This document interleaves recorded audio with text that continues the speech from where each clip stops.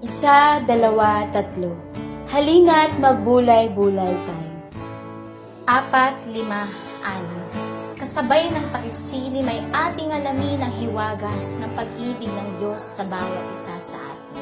7, 8, 9. Sama-sama nating tanggapin ang biyaya at pangako ng Diyos na ating inaasam. Sa pamamagitan ng banal na salitang ating mapapakinggan upang mabuksan ang ating isipan.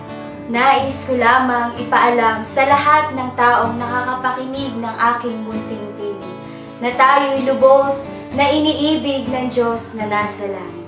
Alisin ang pagiging negatibo sapagkat hindi maganda ang dulo nito. Isa ka ba sa mga taong palaging nagsasana all? Sana all mahal. Sana all pinili. Sana all maganda. Sana all mahalaga. Yan, ang paulit-ulit na bukang bibig ng mga kabataang sabik sa pag-ibig. Ngunit sa huli, sakit lamang ang kapalit. Isipin mo, kaibigan, sino ang nariyan sa panahong ikay nalulungkot, nalulumbay at nawawala ng pag-asa? Di ba't di ka pinabayaan ng Diyos lalo na sa gitna nitong pandemya? Sa araw-araw na biyaya nating natatanggap, siyang higit na sa atin ay nagpapala sa kabila ng mga pagkukulang at pagkakasala. Di ba't nais niya lamang na ikaw ay muling maligtas at hindi mapahamak? Kaya ito ang sagot sa lahat ng mga nagsasana all.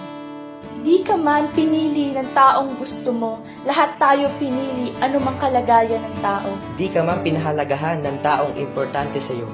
Higit tayong mahalaga para kay Kristo. Iniwan ka man ng taong mahal mo, mananatili ang pag-ibig ng Diyos sa iyo. Katunayan, binigay niya ang kanyang bugtong na anak upang tayo'y matubos. Pinagkalooban ng pangangailangang material, higit sa espiritual ng lubos. Nais At nang nais tayo'y na dumoon kung saan man siya naroon. Bilang iyong kaibigan, karanasan ko ang kanyang kahabagan. Nais ng Diyos na ikaw, ako, lahat tayo'y makatanggap ng kanyang pangako. Kung ikaw maning maaniyahan, pakinggan ang kanyang salita. Huwag mong tanggihan, bagkus ay pasalamatan, sapagkat ito ang kapahayagan ng pag-ibig ng Diyos sa bawat isa sa atin. Panahon na para ating ganapin ang katuwiran ng Diyos. Kailan ka kikilos? Kailan ka gaganap ng kalooban ng Diyos? Pag huli na ang lahat, pag wala ng pagkakataon, Kailan mo ipapakita yung sinasabi mong mahal mo siya ng lubos? Sabay-sabay nating ibalik ang karapat-dapat na pag-ibig para sa ating Panginoon na hindi magbabago mula noon hanggang ngayon.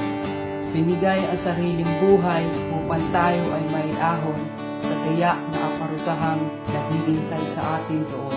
Sinong tatanggi sa pag-ibig na di napapawi? Sino tayo para di humantin ng mga gawang mabuti upang siya'y ating mapapurihan at maluwalhati? Yes, He deserves our highest praise. Because we are saved by His grace. We encourage everyone to finish the race.